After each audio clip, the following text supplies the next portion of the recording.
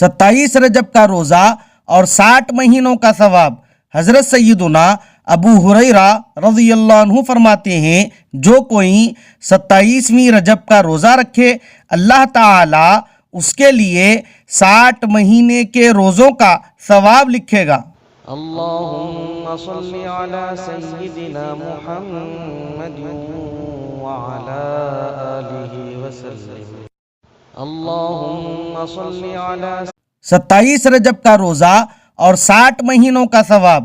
حضرت سیدنا ابو ہریرہ رضی اللہ عنہ فرماتے ہیں جو کوئی 27ویں رجب کا روزہ رکھے اللہ تعالی اس کے لیے 60 مہینے کے روزوں کا ثواب لکھے گا۔ اللہم صلی علی سیدنا محمد وعلی آلہ وسلم۔ اللہم صلی